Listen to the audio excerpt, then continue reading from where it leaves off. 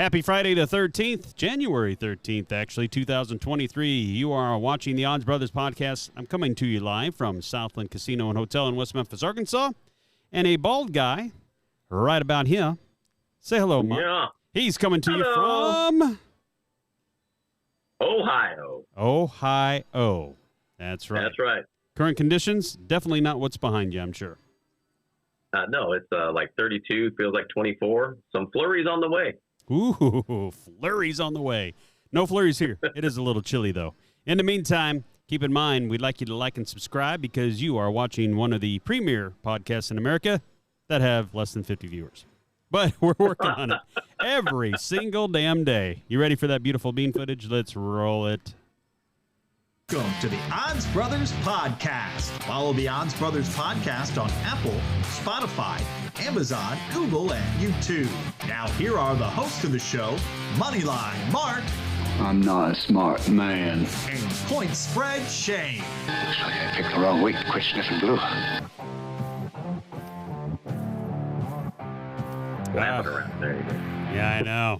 All right, everybody. Once again, we record on Mondays and Fridays. Hopefully on Monday, Mark will be back in the studio first time in about 3 weeks or so. We got Feels like forever. I know. We got plenty of things to do in the meantime. One of them is to recap the really crappy NCAA college men's football championship. Yeah, it did not go so well. Let's put them in the thing right there. So, Mark, let's. I guess I can put that up real quick. We do have a graphic for that thing, unfortunately. Bang, and don't worry about the middle. Right now, that's where our graphics are going the rest of the way. But yeah, TCU and Georgia met, and it was a game for about a whole 7 minutes or so. The first quarter, Yeah, whatever the first drive.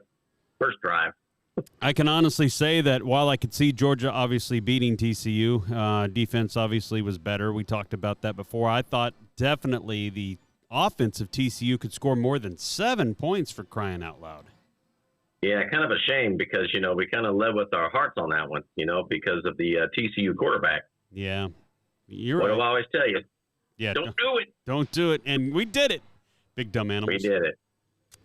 So, yeah, Georgia back-to-back now. They're actually favored to go three-peating. That's pretty tough to do. So when we get to college football season here in a short 6 months or so, and we start talking about futures wagers on college football, I guess you'll see Georgia probably in a plus 250, 200 range, and then you'll have your normal guys like Ohio State and Alabama sitting in there somewhere, and then a bunch of also-rans. So I'm sure Nebraska will be in that conversation at some point. Yeah, for long shots that have zero chance, by the way. And Unless they're listening to Preston. yeah, no, and the interesting thing is it'll be in, I think it's the second week of the year. Nebraska actually travels to see Coach Prime in Colorado.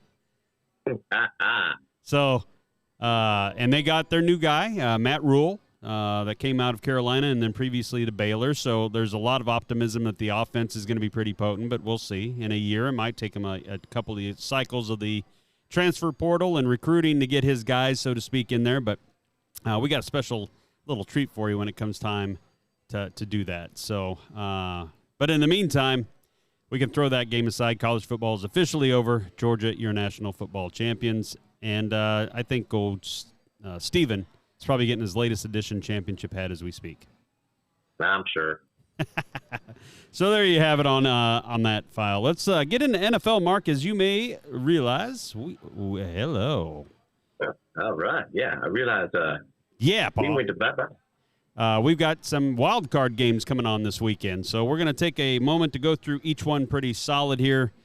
2 on Saturday, 3 on Sunday, and then the Monday nighter will end wild card week with Dallas at Tampa. I kind of wish they didn't keep that one to the end, but the ratings on that one are going to be pretty sky high out of all of them. Probably a couple of dump truckers in the way. So what are you shaking your head about? It's not going to be a close game. What isn't going to be? The Dallas-Tampa. Why not? Dallas is going to blow them out. Oh, no.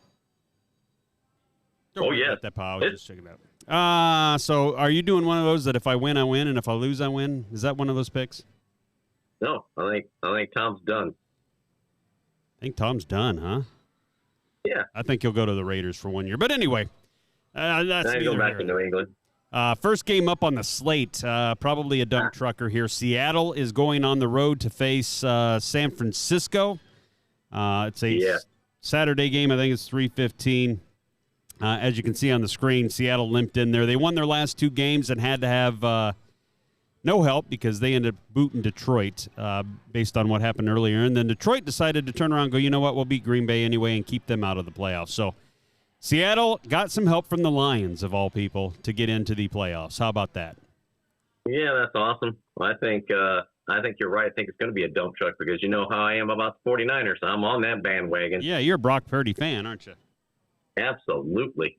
As you can see on the screen there, we got a 4-4 away record for Seattle during the course of the regular season. They're 9.5-point underdogs at this point. Against the spread, Seattle 7-10 on the year. They got beat both times by San Francisco during the regular season. So this will be the third time playing this year. If you believe in third time's the charm, which I'm not so sure because I think the discrepancy in talent is pretty massive on both sides of the ball, really. Quarterback, though, I would say is more comparable right now, but Purdy is playing better. Seattle's 13th in the league in total yards. They've cooled off since that hot start there in about week 3 or 4 of the season that lasted about 5 whole weeks there. They are averaging 231 passing and 120 rushing, so they are a pretty balanced offense, really, when it comes to the NFL. But their defense, oh, my goodness, 26th in the league, averaging, giving up 362 yards. So there you are. Geno Smith, though, had a good year, top 5 in passing for the season, Mark. Long story short, I'm going to guess that you'll say there's no chance Seattle can win this game, right? No chance. You know that. No way. You know, that 9.5, they're just taking the average of those 2 games, putting that spread on there at 9.5. Probably. Now, when you look on the San Francisco side of the ledger here, they end up 13-4, so they end up being the 3 seed when things were said and done. 8-1 was their home record, so I'm trying to even think what their one loss was and who it was to. It doesn't come to mind right off the bat, but they are 11-6 this year against the spread, but they've won their last 10 games. They're the hottest team in the NFL. Cincinnati being the other one in the AFC.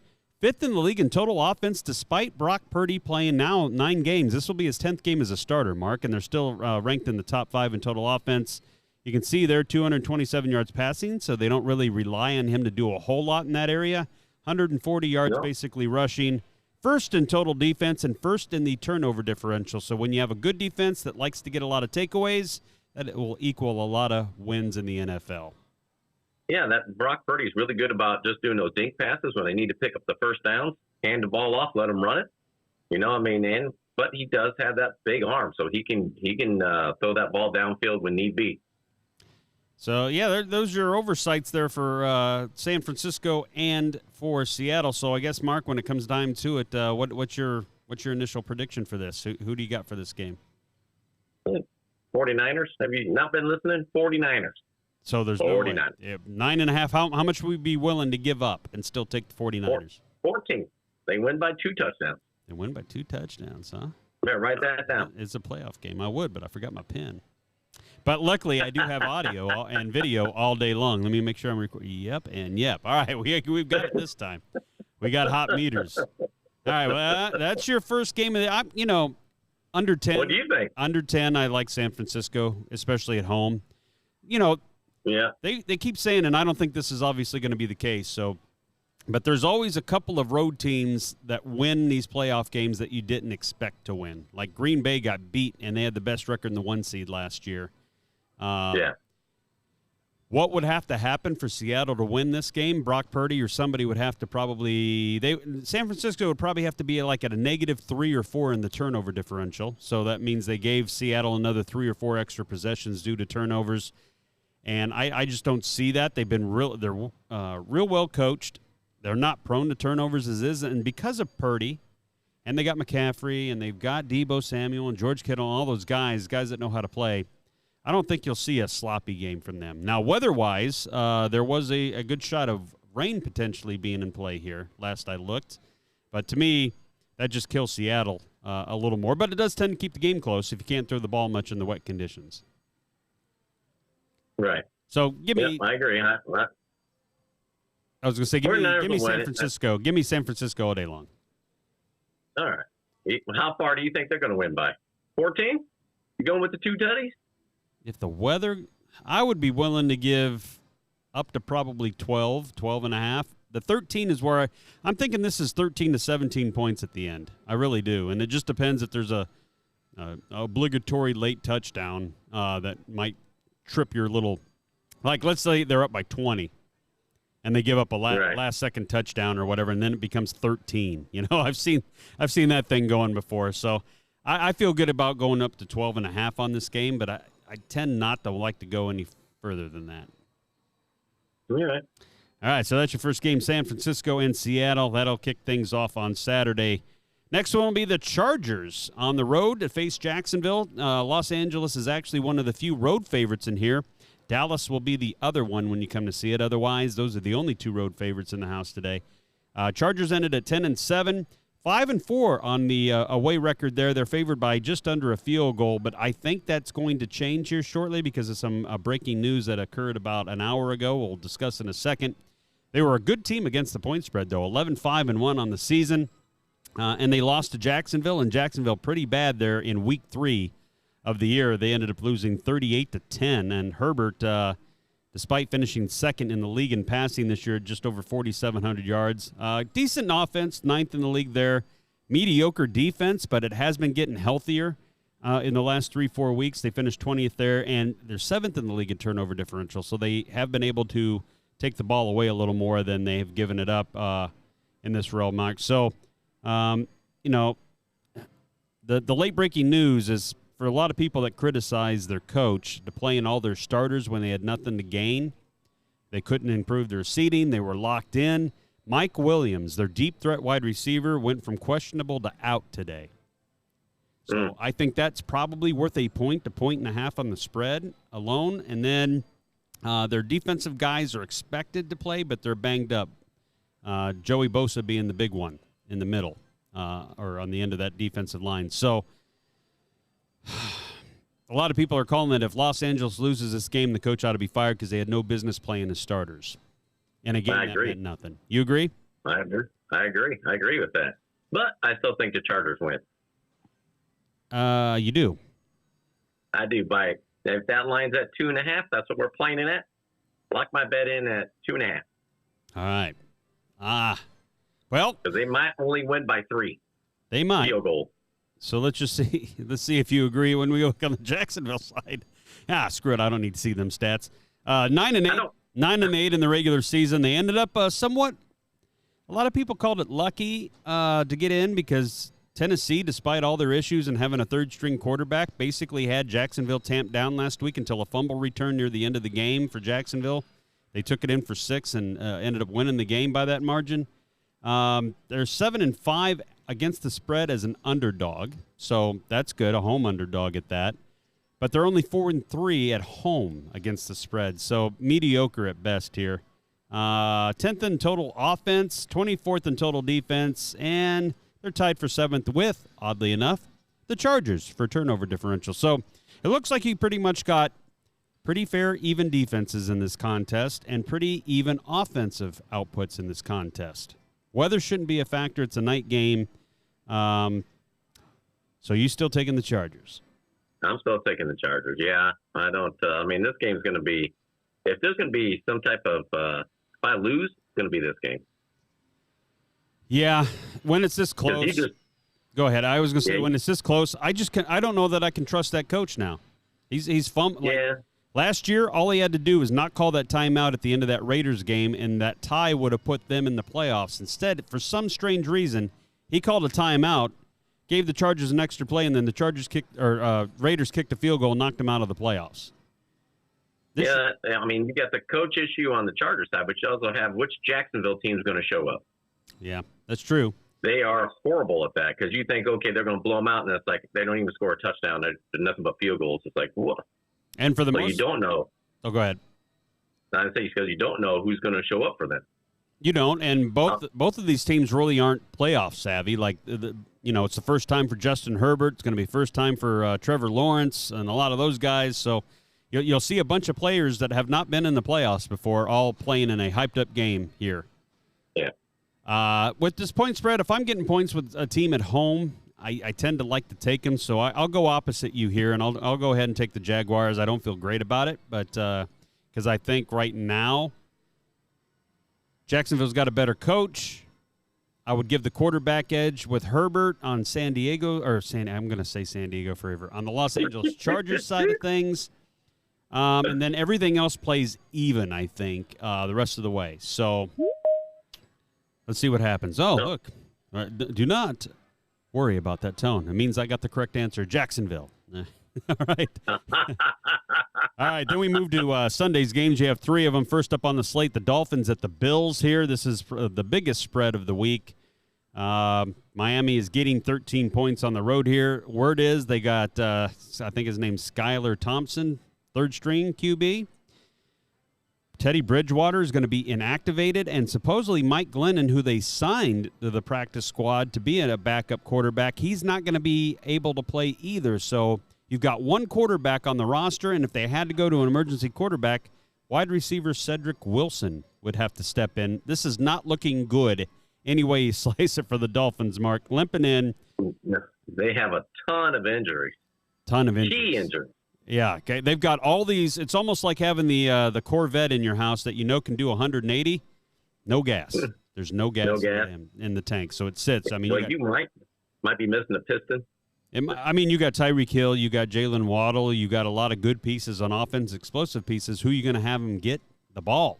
How are they going to get it? Right, and a lot of trickery. They split the season series, but keep in mind, Tua played in both of these games. Now, that first one, 21-19, is where they thought that concussion occurred, if you remember, at halftime when he was wobbling off the field, and then they said it was a back issue, so he finished that game. They were lucky to hold on. And then Tua played the whole game in Buffalo and did very well. They only lost by a field goal there in Week 15. They have the offense, but a lot of that was with Tua, so that sixth-ranked offense has not looked good in the last 3 weeks. Their defense is mediocre, and Tyreek Hill finished second in the league in reception, so you know this guy is the powder keg that could keep you close if you can just get him the damn balls, they would say. Absolutely. Yeah. I don't think we'll look at the next slide before I say anything. Yeah, Buffalo Bills. Well, you see they only played the 16 out of 17 games. DeMar Hamlin, the whole injury and the Cincinnati cancellation there, but 7-1 at home. There's that 13.5-point spread again, and then they're, oddly enough, though, 8-7-1. Like, they do not like to cover spreads very good here in Buffalo, Mark. Oh, so you got them at 13.5 now, do you? Okay. Well, that doesn't matter. Your sheet had different. Did it? What did the sheet have? Doesn't change. 13. Oh, okay. Yeah, it ain't going to 13.5 is probably right.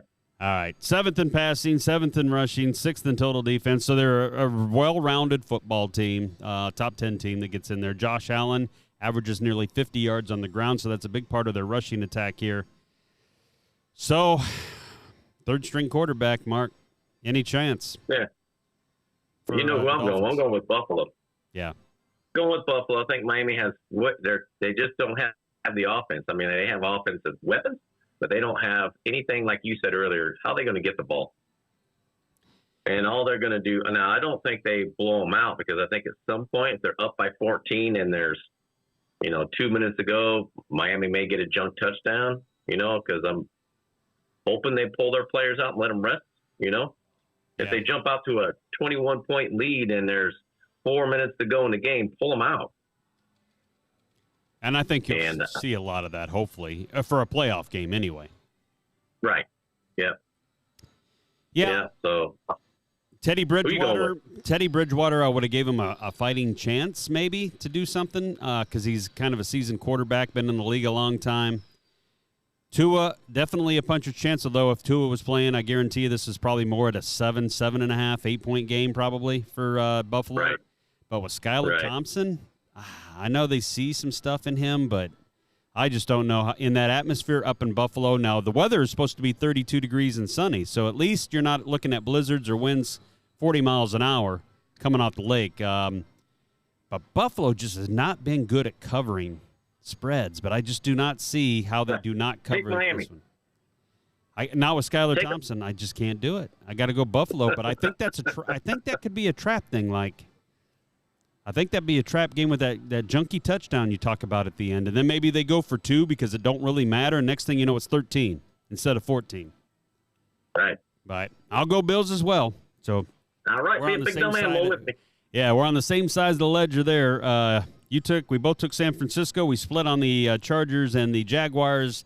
We're both on the Buffalo train here. Next game, middle of the afternoon, the New York Giants are on the road to the Minnesota Vikings here. Giants 9-7-1 on the year. They locked their own way into the playoffs for a change, but they're mediocre, 4-4 away from home. They're getting 3 points here, and they're 13-4. Amazingly awesome against the spread here, Mark. They did lose to Minnesota earlier in the year, not that long ago, Week 16, with a 61-yard field goal as time expired inside that dome for Minnesota. They are 6-1 against the spread as away, 10-2 as an underdog flat out, and Barkley, who you think will be at full speed, he wasn't really in that game in Week 16, is expected to be full strength here. He finished 4th in the league in rushing. And they're mediocre otherwise, though. 18th in the league in offense and 25th on defense here. So that's your story on the Giants, Mark. We joked about them that they were the fake ID of college football all year, or college. Well, it probably would have been too, but yeah, pro football all year. Sorry, no, Giants. I think they're healthier than what they were the first meet against Minnesota. So I'll leave it at that. And then if you look on the other side of the equation, the Minnesota Vikings 13-4, although it was not, people keep wondering how they finished that one. They won a lot of close one-score games, and then the ones they lost, they just got dump truck. Green Bay and Dallas both hung 40 on them. 8-1 at home, 7-9-1, though, against the spread. So they win, but they don't win by much. That's what that tells you. Interesting news here is a home team, they're only 4-5, so they have a losing record against the spread at home. Despite Kirk Cousins and Justin Jefferson, that's primarily the entire Minnesota offense here. Defense is 31st out of 32 leagues. So guess what? They suck there. And they have taken the ball away, though. So that's what's kept them in these games. Like, even though their defense leaks a lot, they come up with some turnovers at key times to give their offense one last shot at the end of the game. So with all that being said, analyze this game for us, Mark. I'm going to go with the Giants. I think they're healthier, like I mentioned earlier, and with the Vikings being at home, their home record is not good, and I think the Giants have a better defense. Obviously, they're not 32 out of 31. So, yeah, exactly. Don't get me wrong. Neither one of these teams are going to the Super Bowl.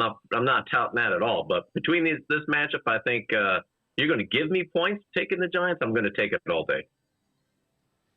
Yeah, the Giants are +3, right? Yeah. Minnesota's -3, Giants +3. Yep, they get that field goal. So, which version of each quarterback are we going to get?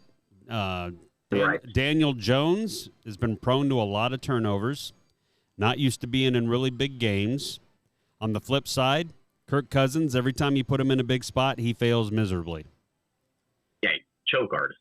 So I always joke that Minnesota was the younger brother by 2 years of a guy that had an ID to get into bars and drink, and that's what Minnesota's been using all year is this fake ID that looks like you and you could pass for it, and then you go against the ultimate fake ID. So I'm going to go ahead and take Minnesota being the home team. So we'll go, but I can definitely see the Giants coming through with this because they do have a formula that works, which is run the ball. And that defense in Minnesota does scare me. But at the end, I think the offensive firepower, if you had to come down to it, I think Minnesota wins another close game or whatever, wins by 4, wins by 6, and Minnesota just isn't able to punch it in at the end. I'm shocked that spread's only at 3, right? Is that what it is? Yeah, 3? 3, yep. I'm shocked it's not 3.5. I'm glad it's not. Put the hook on it. Yeah. If you give me 3.5, I might flip my script and go to the Giants. Because this should be probably, out of all the games as far as close games go, I think this is probably the closest game there'll be, maybe outside of Monday night depending on how Dak really plays. But I could see that going sideways quick. But I think this is probably one of the more even-matched games between two teams that you'll see. I agree with that. Just I don't agree with your Monday comment. No, yeah. Well, we'll get to that in a minute. No problem. So we're on the opposite side of the ledger. Mark's taking the Giants here. I'll go ahead and begrudgingly take the Vikings, just home teams and playoff games, I guess. Even though I know somebody at home is going to lose, and I don't think it'll be the next battle, which is Baltimore and Cincinnati. That's your night game on Sunday rather. Baltimore came in at 10-7. Once again, Lamar Jackson is not expected to play. As a matter of fact, he won't play. They ruled him out already. I guess his knee, he says, is still unstable. So, I mean, they just played last week, Mark. You saw the score there, 27-16. But if you look at that and thought that was really close, it wasn't. Although I will say this, the Baltimore defense did play their asses off despite 3 turnovers that Baltimore did that day. But I think the Bengals kind of let their foot off the gas at the end. I think the Bengals could have scored another touchdown, 10 points on them pretty easy. So yeah, I think they let off the gas, and I think that they let them. They got in that little I call it the prevent defense, where they let them come down the field because they're just trying to get the game over with. Yeah. Now the interesting story here is you look at the overall spread. Against the spread, they were 7-9-1, which isn't that good, but on away games they were actually a lot better, 6-3 away and 3-1. Against the spread as underdogs on the road. So generally, they tend to cover here on the road, and they're getting 9.5, Mark. Their offense and defense really ain't that special. Defense has played better lately. They were a leaky spoon for any passing game, which doesn't bode well for Cincinnati because that's what they do best here. I guess we'll go with Huntley as the quarterback, so that'll give you an idea as we get you going with Cincinnati. I really think this is probably the team that I would pick to go to the Super Bowl from the AFC. I'd like to go Buffalo with my heart. Right. You know what I mean? Wow. I did see what they were doing against Buffalo's defense before the injury occurred, and they looked like they were slicing them up pretty good. 12-4 on the year, 6-1 at home. Once again, 9.5-point favorites. They were 12-4, which was awesome. It's the best in the league that are playing in the playoffs this week against the spread. 5-2 at home. 4-2 is home favorites. Burrow was 5th in passing, 2nd in touchdown passes with 35. Their defense, middle of the road, but they get it done most of the time. 336 yards allowed in that game, Mark. So all the stats spit out. How do you see this game playing out? I see Cincy, again, not 9.5 isn't enough. I think they win by 2 touchdowns. See the theme here? I see 2 touchdowns. 2 touchdowns. I think they get that big lead just like they did last week, and nothing changes. The only thing that may change is, they have more time to watch tape. So I think Cincy's defense against the Ravens you're gonna see more turnovers. Now, yeah, the quarterbacks in playoffs mean a lot, and I think Baltimore's going to give this one hell of a run here. I think this game won't be a complete blowout. I think it's going to take Cincinnati a while, but if it's under 10 points, I'm with you because I think it lands somewhere around 11-14 is the final margin of victory in this game. But Baltimore, it's kind of like when Dallas and Washington play or some of these big rivalry games. These two teams don't like each other. It's not Pittsburgh-Baltimore good, but Right. Baltimore has got a lot of men on defense that are going to try to show up, but Burrow I think is just going to be too much. He's got the QB, so unless he throws 3 picks or something crazy where they just turn the ball over, this is going to be a slow grind. Yeah, no, he's gonna that first possession. They're gonna get out there and score a touchdown. Boom, open the game up, making a statement. Yep, I agree. So there we go. We're both on Cincinnati. Then you got the last game on Monday night. ESPN ABC will show this one at just past 7 o'clock. Cowboys are at Tampa Bay. This is the other road favorite here. Cowboys are favored by 2.5. Last time we looked, they finished 12-5. But boy, this was an interesting story that, or I guess factoid that I really didn't absorb for a long stretch of time. Like you look at their last 5 games, I think it was, and who they played from quarterback. They played Driscoll/Davis Mills from Houston. Then they played Joshua Dobbs from Tennessee. Then they played Sam Howell from Washington. And then I'm trying to remember who they played before that. It was another second, third string quarterback. So their last 4 to 5 games were all quarterbacks who normally are not starting in the NFL. And in a lot of those games, they struggled to win, even though they did win those games. Now they're going against supposedly the GOAT, Tom Brady.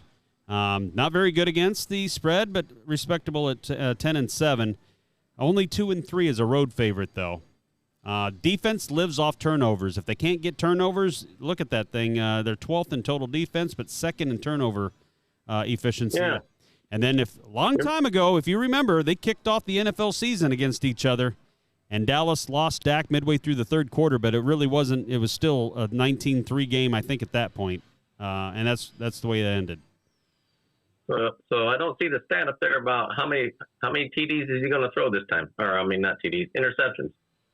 Dak's always a +-2, right? Right. So I'm going to keep going that one, +-2, even though he says every week, I got to stop that, and I need to stop it, and I'm going to stop it, and the next week it's another throw. Now, on that regard, do you become too conservative and it goes against your own good being? Like, does it hamper your team when you're afraid to throw if that's what's going to happen? Or are you just going to be the dink and dunk artist? I think if the line was over-under at 2, I'm going to say over. On total or just interceptions? Interceptions. Okay, so not total This turnovers, game. just interceptions. You're going Right. to go over 2. Yep. Dak throws more than 2 interceptions. And then here's this guy. Yeah, well, so 8-9, they get to host the game at home because they won the division at 8-9, and the division wasn't very good either at 8-9. 5-4 Right. at home, that ain't anything spectacular. Once again, they're getting points at home, but it's less than a field goal. But look at that against the spread, Mark, with Tom Brady, 4-12-1. Like, they could barely beat anybody by what, the big wizards in this industry think that they should win by. 1-6-1 at home. As a home underdog, they only had one game like that, and they lost it. 15th in total offense, 9th in total defense, though, and they do have 22 turnovers this season, but it's only a -2 differential, so they've been able to give it up. Tom Brady's been throwing a few picks this year. Yeah. Not and they're extraordinary. facing Dallas. Dallas is a good defense. I mean, they're not as sharp as they looked at the beginning of the season, but I think that's going to hamper Tom. Tom's going to do those little dink passes. That's great. That's going to chew up the clock. That's not going to score you points. Right. That's been the case all year now. Last 3 weeks, they've been living on the edge, too. They've been down, and against Arizona, had to go into overtime to beat them. They were on at Carolina was up on them pretty good, and it took a last-minute drive to beat them. And then I remember that's Carolina. Like they New do Orleans. that all year. Yeah, New Orleans was up by like 14 points on them with 4 minutes left to go, and they end up losing that game as well.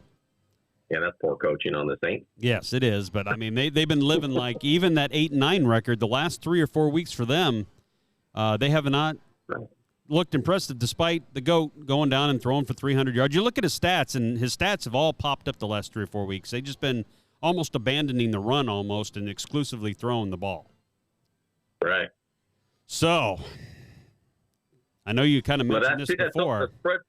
That spread's only 2.5. We're not talking 7.5. So at 2.5, I'm definitely taking the Cowboys. Definitely taking the Cowboys. Yep. Bet with your heart. Because they win by 7. They win by a touchdown. So you think they advance and finally, even though Brady's never lost to the Cowboys, he's 7-0. You think this is the last swan song? The Cowboys going to get it done? Yeah. Did you see Aaron Rodgers walk out with his head down? Same thing's going to happen to Tom at the end of this game. Walk out with his head down. Now, for the Cowboy fans, don't get too nutty because you lose your next game. Ooh, don't even know who they play, but it don't matter to you, huh? Doesn't matter. Well, where's that cowboy gear? You got the wrong hat on. Well, I'll wear it Monday when we do our podcast in hopes. So everything tells me the Cowboys should win this game. They really should. Now, oh, no, you taking the Bucs? Well, I just think if Dallas is smart and they run this ball and play ball-controlled offense and then just grind the clock and slowly score, I think they win this game. If they get into a pass-happy contest with Tampa Bay, that leads Dak open to interceptions, and that's exactly what Tampa Bay has been feeding on lately, getting extra possessions for Brady. And I don't care. He's 48 and 58, whatever he is now, Tom Brady. But you give him 4 or 5 extra possessions, he knows how to do this in a close game. And you still have Mike Evans. You still have Chris Godwin. you still have a pretty lethal dose of wide receivers to go after Dallas. And if there's one weakness Dallas's defense has been showing you lately, you can pass against them. Corners. And that was Joshua Dobbs throwing the ball against you. That was Sam Howell throwing the ball at you. That was not Tom Brady throwing the ball at you. So you got to. The difference is you got that Tampa line, the offensive line's got to be good, and they got to be quick because Tom can't move, and that Dallas defensive line is going to put pressure on him. He may not have time to throw the deep ball. Yeah, no, you're right. And when I say deep, for the 68-year-old, it's going to be like 25 yards. And somebody kept putting this out there, and I guess there is some thought to it. They showed the record of Dallas and how many yards and points they allowed when they played on grass. And they allowed 10 more points a game on grass. They scored almost a touchdown less on grass, and they were 500 playing on grass surfaces. That's somebody that has too much time on their hands. It is. Well, it was. And, I know when you have basically carpet that you can dig your cleats into and go, the fast guys and the fast teams were really fast on that kind of environment. And when it's grass, you slip around a little more, and maybe you're a little less likely to be at full speed chasing guys around on that surface. But I didn't realize the discrepancy. Like, you allow 10 more points and you score a touchdown less. That's pretty massive. So who you going with here? Ah, man. I mean, even if Tampa Bay was the favorite here at 2.5, I'd like to lean that way just because of the QB. It's hard for me to trust Dak. He hasn't been playing well. But I will go Cowboys because I think they all understand something here. I think one of the best things that might have happened to them is getting their ass whooped on national television like they did last week, because I think that brought them down a notch. Maybe they listen this week. Because let's put it this way. Let's say they would have whooped Washington 30-7 or 30-10 or something. And then they just come in like, oh, yeah, we're the big bad Cowboys, and then they didn't take this game too seriously. Like, they're going to walk in, next thing you know, they're down 2 touchdowns in a blink of an eye, and then they panic. I think Dallas does figure out a way to pull this out, 3 points, 4 points, something along that line. I'm hoping for a lot more, but since, to your point, under a field goal, I'll take the risk today and say I'll go ahead and I'll bet with my heart, I think, more than my head on this one, and take the Cowboys. So out of all those picks, what one would be your lock?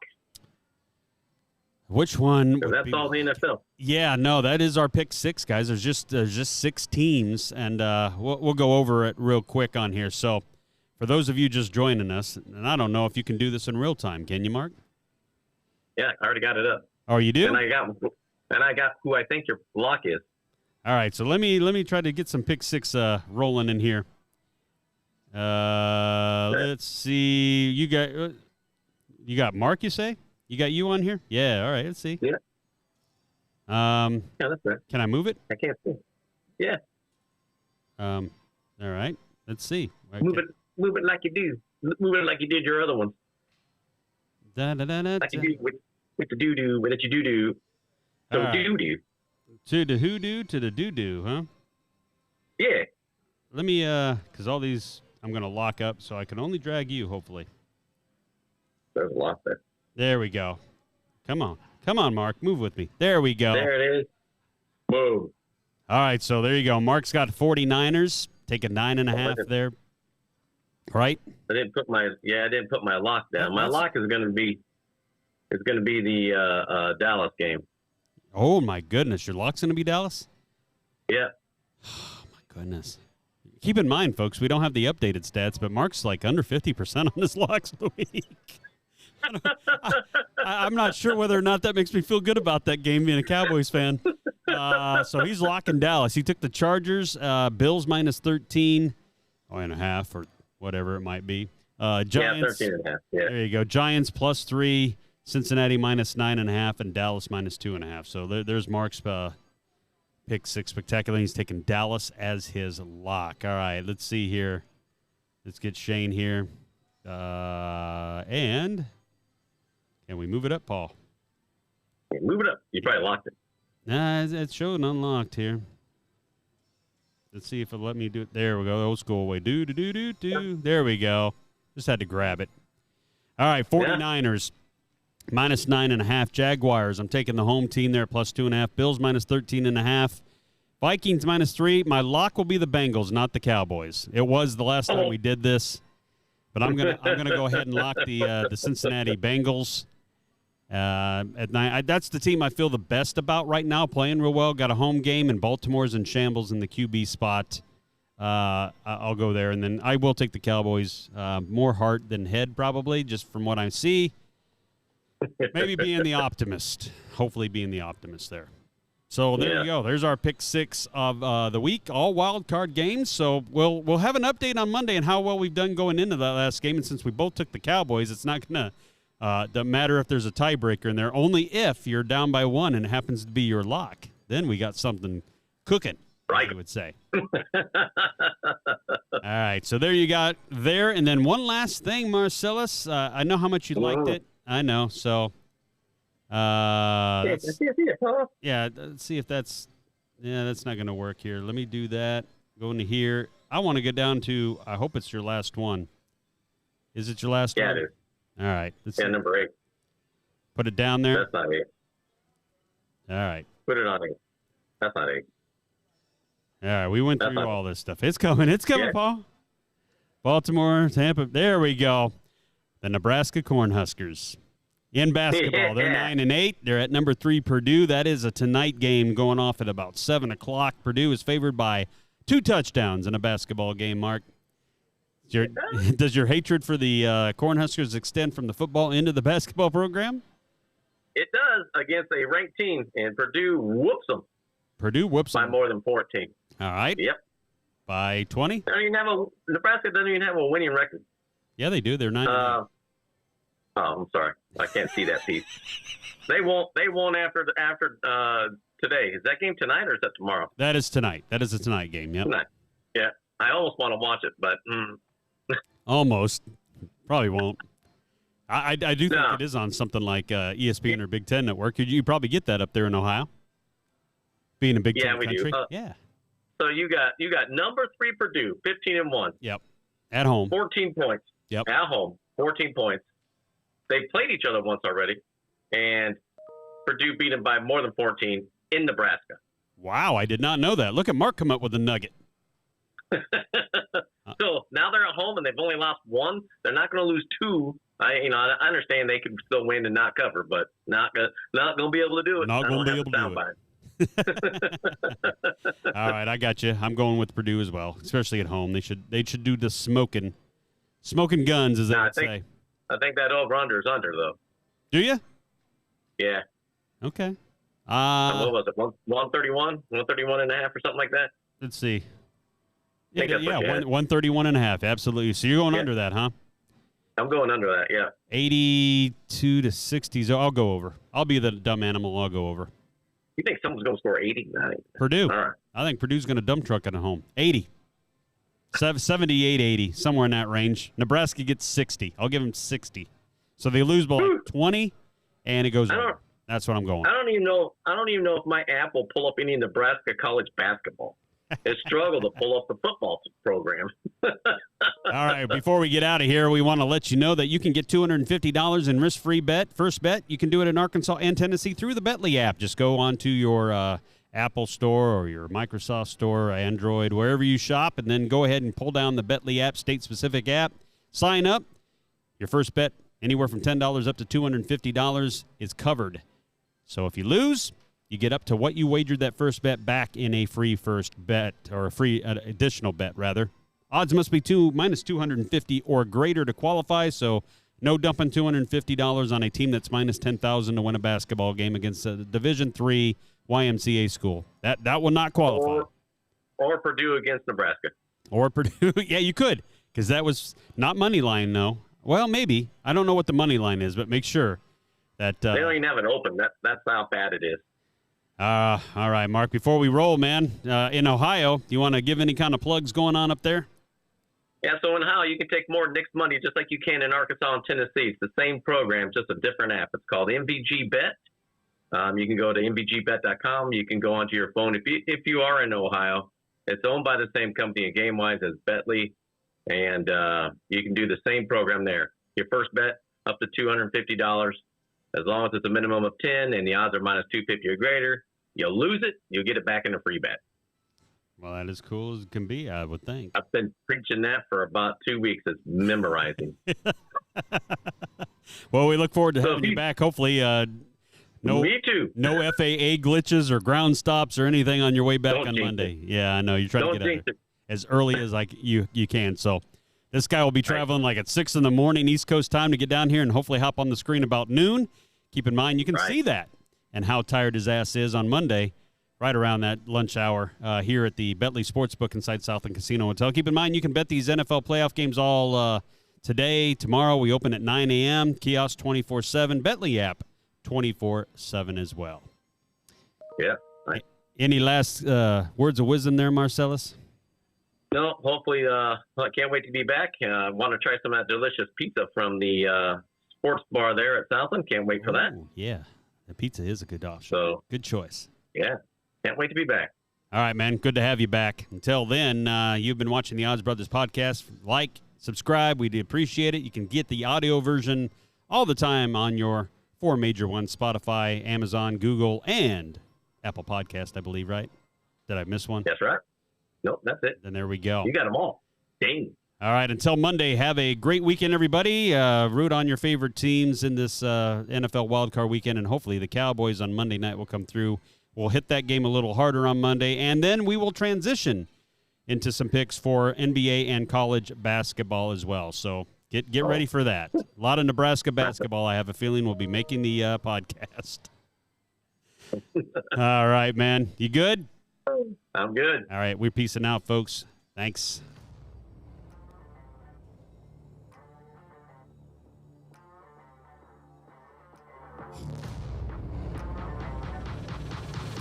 I hear no sound.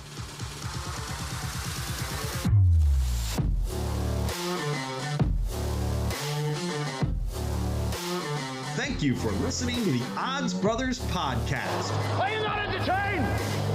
Are you not entertained? Is this not why you are here? Presented by the Bentley Sportsbook. Place your sports bets here from inside Southland Casino or from anywhere in Arkansas at southland.bentley.com. Yeah, man, I'll tell you what, that dang old internet, man, you just go on there and point and click, click, click, click, click, click, click, click. It's real easy, man. Be sure to follow the Odds Brothers podcast on Apple, Spotify, Amazon, Google, and YouTube. Keep in mind, in Arkansas, you must be 21 or older and located in Arkansas to bet. Please play responsibly. For help quitting, call 1-800-522-4700.